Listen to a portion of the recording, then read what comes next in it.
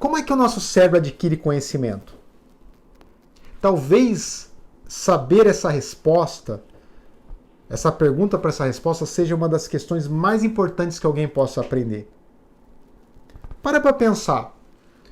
A diferença que nós, Homo sapiens, que vivemos, que já existimos nesse planeta há 200, 300 mil anos,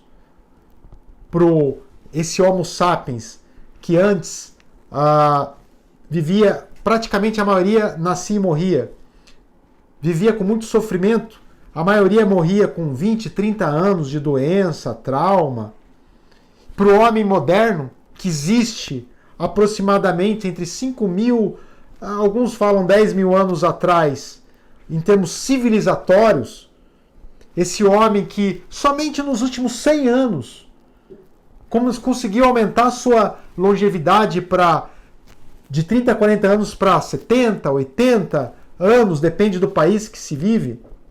O homem que hoje tem luz, ar-condicionado, geladeira, conforto. O que faz a diferença entre aquele homem das cavernas, vivendo com muita dificuldade, e o homem moderno, com todas as possibilidades, é o conhecimento. É o conhecimento também que faz, em termos individuais, imagina um indivíduo, um médico que tem conhecimento da medicina, entre um médico que tem menos conhecimento. Um é bem sucedido, outro pode ser nem tanto.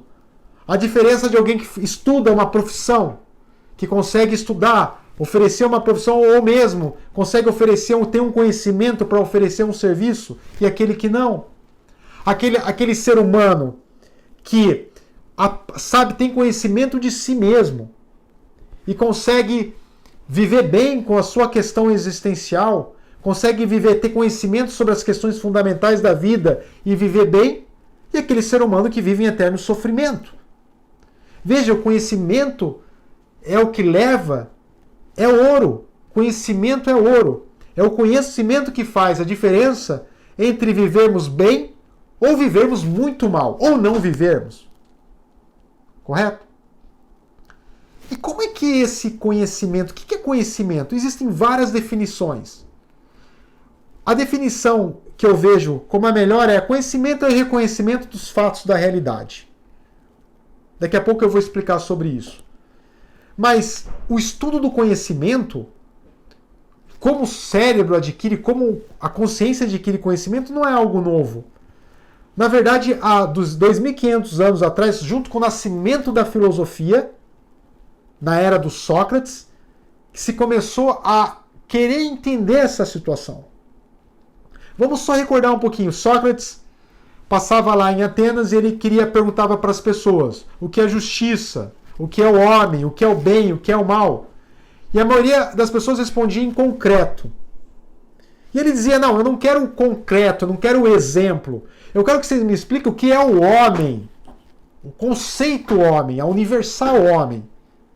Ele perguntava o que é justiça para o juiz. O juiz, ou a pessoa que dizia que era sábio, falava: justiça é não fazer mal para o outro, fazer bem, não fazer mal para o outro, ou fazer bem para aqueles que são meus amigos. Estou dando um exemplo. Ele dava exemplo, mas eu não quero o exemplo, eu quero o universal, o conceito universal. Então, Sócrates foi o primeiro a querer entender essa relação de conhecimento, a relação humana com a existência, de questões humanas. Seu discípulo Platão tentou responder também, mas ele tentou entender o que o Sócrates estava querendo em relação a essas universais. O que é essas universais?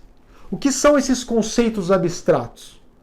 Foi então a partir daí que se começou a estudar, ou seja, na filosofia, que no ramo chamado epistemologia, que é a fundação da filosofia, como ser humano, como nossa consciência adquire conhecimento. Através dos conceitos. Através dessas universais. Para pensar que tudo que nós pensamos, a gente pensa homem, médico, casa, tráfego, carro, tudo isso é questões universais. Quando você olha, sai na rua ou está aqui, se você vê um homem, você está vendo um conceito homem, porque cada homem é diferente. Entende? O homem está no concreto. Cada homem é diferente, mas você entende o que é o conceito homem. Então, Platão, querendo responder essa pergunta, ele respondeu da seguinte forma, resumidamente, que o conceito existe na realidade, mas em outra dimensão. Como fosse em outro mundo. Nós nascemos com esses conceitos. Que esses conceitos que são os verdadeiros. Aqui na Terra, o que tem na Terra, na verdade, são imperfeições de um conceito perfeito. Nós já nascemos isso a priori. Nós já temos essas ideias. O que nós precisamos só é, de alguma maneira, intuir intelectualmente. Logo em seguida, Aristóteles falou, não, esses conceitos, essas universais, são a essência. Você tem que olhar em si, das características das coisas em si, do que é essencial em si, da existência. Não em outra dimensão, não em outro mundo, mas aqui. Depois, passaram quase 2000 anos, Kant teve uma outra resposta para isso, onde ele coloca que o ser humano, por ter que processar a existência, ele tem que aprender das coisas, e ele precisa processar essa informação de maneira humana. De uma maneira, tudo que se apresenta é arbitrário. É uma convenção humana. E isso abriu caminho para o que nós chamamos os nominalistas. Wittgenstein e outros, nessa corrente de que esses conceitos, homem, justiça, é uma arbitrariedade humana. Até 1966, onde Ayn Rand publicou Introdução à Epistemologia Objetivista, a questão das universais, elas estavam nessas correntes. Primeiro, ela começa a buscar que nós entendemos a diferença entre um animal não racional, por exemplo, um gato, um cachorro. Vamos dar um exemplo de um gato. E um ser humano. Um animal, por exemplo, um gato, ele olha para... Ele consegue diferenciar um ser humano, mas não como ser humano, mas o dono dele é diferente de outro gato, que é diferente do cachorro. Ele consegue fazer uma diferenciação perceptual, com certos atributos do dono. Mas o ser humano, não só isso, não só consegue diferenciar. Por exemplo, imagina uma criança, ela já começa a ver, ela vê gato, cachorro, cavalo, vovó, vovô, mamãe, papai. O ser humano consegue agrupar em semelhantes, consegue organizar, agrupar que esses aqui, papai, mamãe, avó, é diferente de cachorro, gato, cachorro, gato, cavalo. Ele consegue agrupar em semelhantes.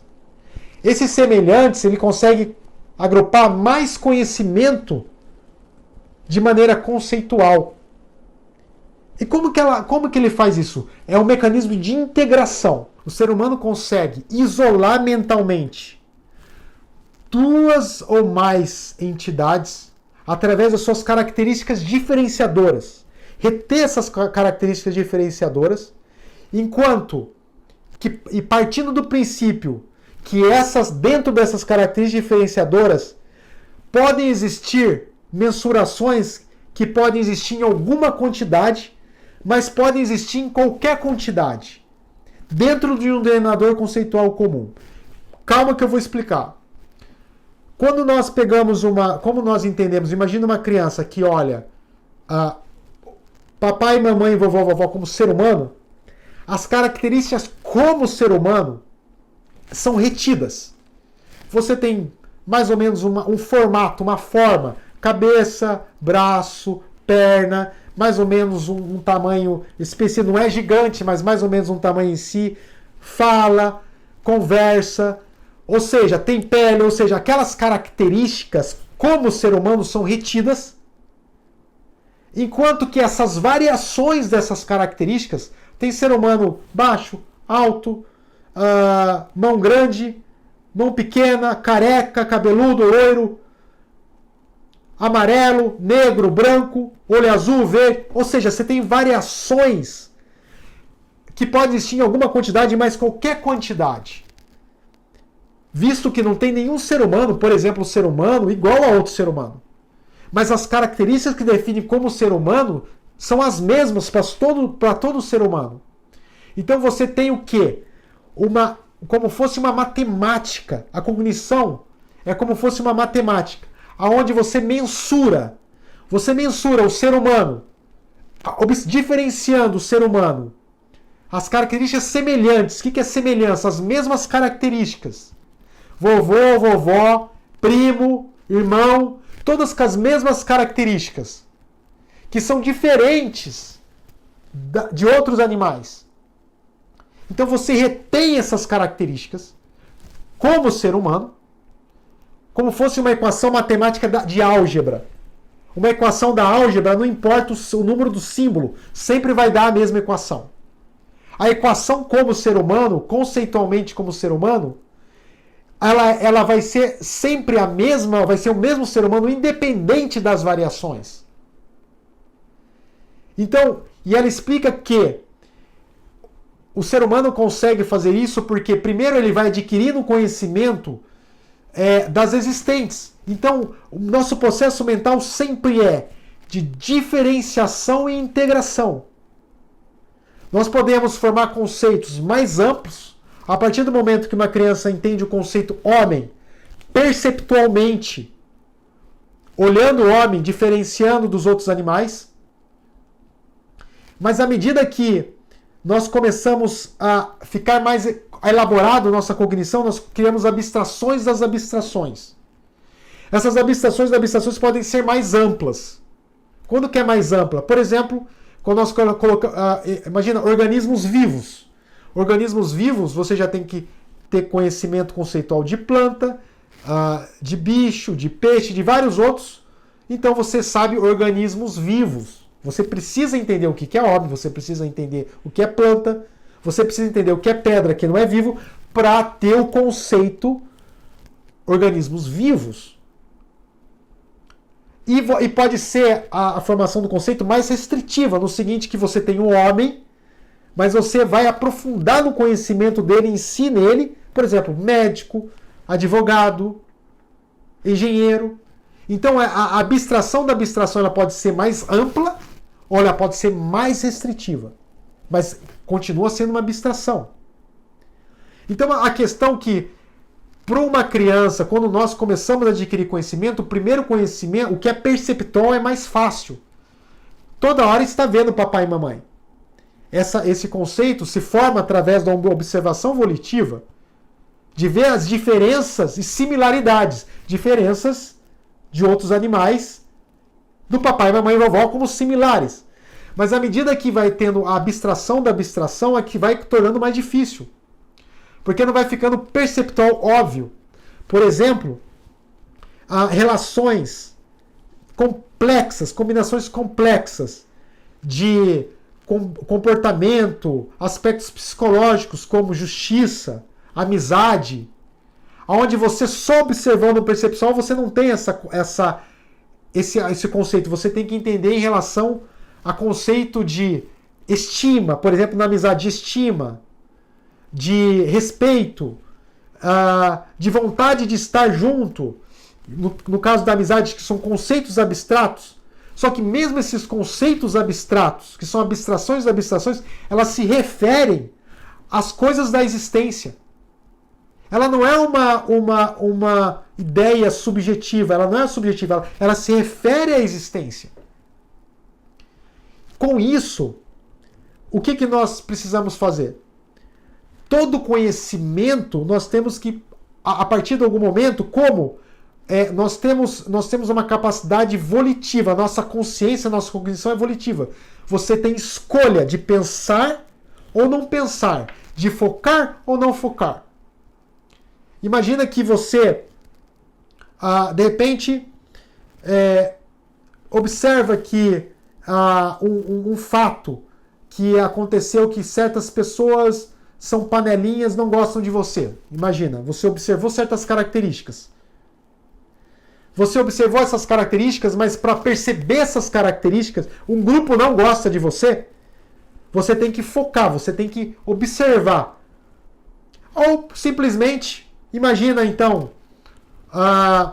você está numa escola, você é uma professora, você vê, está lá, observa as pessoas e você percebe alguma coisa, mas você nem quer focar. Você não quer nem observar essas diferenças de pessoas que gostam de você e pessoas que não gostam de você. Eu coloquei de uma explicação simples na vida prática das pessoas. Para você saber quem gosta de você ou não, você tem que focar, você tem que colocar energia para ver essas características. Essa maneira conceitual que o ser humano consegue agrupar, organizar em conceitual, faz com que nós conseguimos compreender o mundo e o universo. Nós conseguimos compreender o mundo e o universo, nós conseguimos ir para a Lua, e inclusive para Marte, daqui a pouco nós estamos chegando lá, mas já tem robô lá, porque nós conseguimos trazer informações sobre as existentes, nós conseguimos condensar a informação. Tenta entender, o ser humano, como ser humano, nós entendemos seres humanos, nós conseguimos agrupar em seres humanos e através das definições animal racional. Nós conseguimos, a linguagem é uma maneira que nós como seres humanos conseguimos trazer esse conceito na nossa mente para que seja de uma maneira fácil utilizado, de uma maneira fluida, de uma maneira que a gente consiga utilizar esse conhecimento. Então, sem a linguagem, segundo a Ayn Rand, e você pode verificar isso, que sem a linguagem seria uma definição do rótulo. O arquivo seria, dentro do arquivo, o conceito. E a definição do arquivo, para nós conseguirmos diferenciar das outras coisas e buscar rápido para utilizar, é as definições. Então, as definições, o que Sócrates lá atrás buscava fazer, são maneiras que nós temos de reter essa informação e utilizar de uma maneira apropriada. Então, vamos dar um exemplo da importância dos conceitos. Inicialmente, se nós entendemos como tudo começou do perceptual, observa, a gente consegue entender medida, distância. A distância nós podemos medir em metro. Entendemos o conceito metro. Nós podemos entender a distância conceitualmente através de quilômetros. Então, por exemplo, para mim, para minha cidade natal, que é Londrina, é 1000 quilômetros. Eu consigo entender a questão da distância, porque conceitualmente eu sei o que é. Em metros fica difícil, mas 1000 quilômetros fica mais fácil. Rio de Janeiro, Londrina. Eu consigo entender. Nós conseguimos entender assim quilômetros e da Terra à Lua, que eu ouvi dizer que é 380 e pouco mil quilômetros. Então vamos falar 384 vezes idas para Londrina, de Rio de Janeiro a Londrina. A gente começa a compreender o mundo ao nosso redor através do conceitual. Quando nós saímos na rua, nós olhamos. A primeira coisa, você pega o elevador, você entende que o elevador é sempre naquele conceito. Você vai lidar com o ser humano, você consegue lidar com o ser humano porque você entende conceitual que é um ser humano. Mas você entende através da mensuração omitida, lembra do conceito da Ayn Rand, que existe uma variação dentro do conceito humano, que você entende que nós omitimos essa informação. A gente não precisa de todas essas informações, mas está dentro dele. Então nós sabemos que existem variações de seres humanos, mas nós conseguimos lidar com o ser humano porque nós entendemos conceitualmente.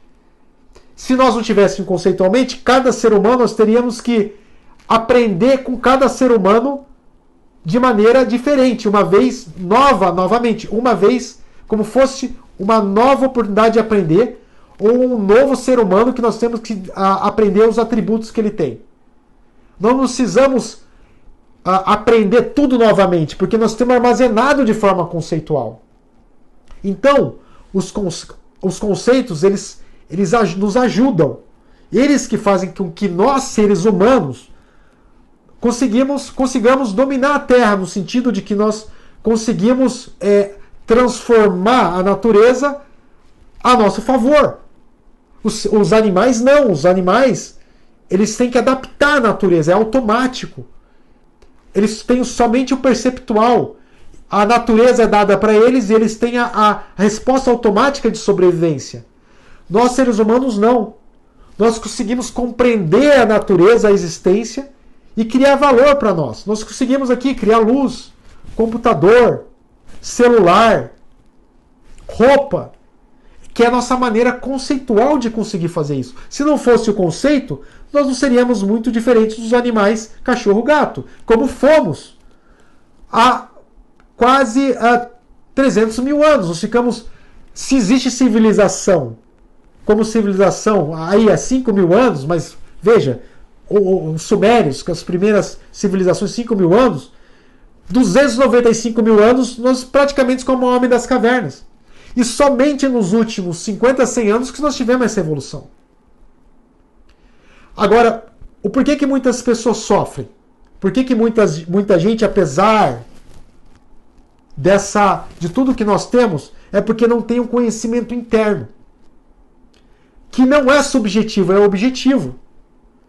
O pensamento, ele gera um sentimento. O sentimento não é sozinho, isolado. Ele vem de um pensamento, do nosso cérebro avaliar, julgar o que é importante ou não. Então veja o conhecimento, né, como é importante em todos os aspectos da nossa vida. Bom, a partir do momento que nós temos os conceitos mais fundamentais formados, nós conseguimos formar sentenças. Nós já conseguimos ampliar, generalizar mais conhecimento. A clássica demonstração disso é o silogismo aristotélico. Todo homem é mortal. Sócrates é homem e Sócrates é mortal. Veja, a partir de uma premissa, você consegue gerar conhecimento, você pode deduzir. Então a premissa em si é o que nós chamamos de indução. Todo homem é mortal. Para saber que todo homem é mortal, você precisa primeiro entender que existe o conceito homem e o conceito mortalidade e entender essa relação na existência.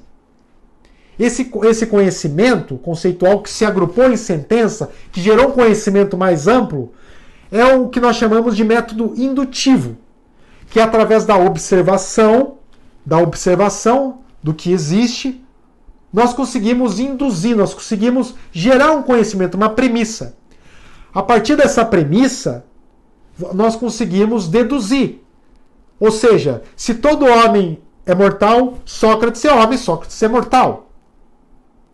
Entende? Então todo conhecimento, ou ele vem do método indutivo, através da observação, que se cria uma premissa abstrata que se aplica de uma maneira dedutiva aos concretos. Então, mas perceba que tudo começou lá. É o mesmo processo conceitual. O processo de conseguir conceitualizar primeiro homem. Entende? E aí a mortalidade. E a partir assim nós vamos agrupando mais conhecimento e generalizando. E deduzindo essas premissas. O grande problema do pós-modernismo atualmente, que a partir da tradição kantiana, essa questão de integrar um conhecimento para facilitar a nossa vida, que é a nossa maneira cognitiva. Veja, a nossa maneira cognitiva é diferenciação e integração. Esse é diferente desse agrupar. Então, nós vivemos através de princípios para facilitar a nossa vida. Essa é a nossa maneira básica cognitiva, essencial. Como que na filosofia moderna, pós-moderna, acontece ao contrário. Aonde princípios que para facilitarem nossa vida são convenção arbitrária, não tem relação com a realidade. Como não? Como não? O princípio, a maneira como nosso cérebro agrupa o que é fundamental, é a maneira humana de lidar com a realidade. E toda essa maneira humana parte da formação do conceito. Como é o conceito? O conceito é esse agrupamento que nós abstraímos de características essenciais e a partir dali geramos conhecimento. A razão é a nossa capacidade de olhar a realidade, olhar as coisas como elas são. identificar a sua ação, a sua causa e efeito das coisas. E a partir dessa observação, gerar conhecimento humano. Querer aprender o que é similar nessas características e o que é diferente das outras. Então, a partir desse momento, quando se gera um conhecimento, quando se tem um conhecimento, ou quando algo é dito para nós como algo verdadeiro, um conhecimento, nós temos que fazer dupla checagem. Primeiro nós devemos fazer o que é chamado de redução. Reduzir significa o seguinte: já que todo conhecimento vem do perceptual, aonde do perceptual a gente consegue identificar a ligação daquele conceito? Vamos dar um exemplo. Extremismo. As pessoas hoje, como estivesse xingando alguém, você é extremista. Extremismo é o quê? É um extremo. Correto? Aonde na realidade extremismo é algo ruim? Extremismo só fala um ponto a outro. Se alguém fala assim para mim, olha, você é um médico extremamente profissional, eu vou ficar muito feliz. Se eu falo para o paciente, você está extremamente saudável, acredito que ele vai ficar feliz. Ou seja, extremismo é usado, uma palavra que é usada hoje para como fosse algo ruim, algo negativo. Se você não refere a que extremo, você não pode dizer que é ruim. Pode ser extremamente bom. Você tem que referir a que extremo você está dizendo. E a outra questão é contextualizar. Contextualizar. Então, contextualizar significa o seguinte: como o nosso conhecimento, novamente, ela é adquirido. Nós adquirimos, nós abrimos os olhos e começamos a adquirir conhecimento. E esse conhecimento ele vai se ligando, conceitualmente, ele vai se ligando à existência, ele não pode ter contradição. O conhecimento ele não pode ter contradição quando nós formamos um conceito. Então, a contradição significa que nós temos que parar e refletir. O que será de errado em relação a isso? Se alguém chega e fala assim, olha, existem OVNIs. Bom, primeira coisa que você vai checar é se realmente existe alguma evidência disso. Se existe alguma evidência de objetos voadores não identificados. Se existe alguma evidência, você vai integrar o seu conhecimento se isso não tem contradição. Será que é possível que tenha vida em outros planetas? Será que é possível isso? Ou isso contradiz com o conhecimento que eu tenho? Que não, é impossível de ter vida em outro planeta. Eu conheço todos os planetas do universo, ou de alguma maneira alguém provou que não existe vida em lugar nenhum, fora no planeta Terra. Então, contradizer significa que, por exemplo, se alguém fala assim, existe um homem hoje que viveu 1000 anos, não morreu. Bom, isso vai contradizer o conhecimento que nós temos? O máximo que nós observamos é 110, 115, 120 anos. Nossa, isso já é algo assim da Guinness Book, correto? Alguém falar que viveu 1000 anos, contradiz seu conhecimento de tudo que você aprendeu? Então é um momento de parar, de refletir se aquilo realmente é conhecimento. Ou não, ou pode ser uma distorção da realidade. Porque o conhecimento ele é objetivo da realidade. A nossa capacidade cognitiva ela não é onisciente, onipresente. Nós não sabemos de tudo. Nós caminhamos do possível, provável e certeza. Mesmo como possível, provável, na maioria das vezes como provável, a gente consegue lidar bem com a existência. Por exemplo, eu vou sair daqui agora e vou para minha casa. Eu não tenho certeza absoluta que eu vou estar vivo. Certeza absoluta não. Certeza absoluta nesse exato momento que eu estou gravando este vídeo. Eu tenho certeza absoluta disso.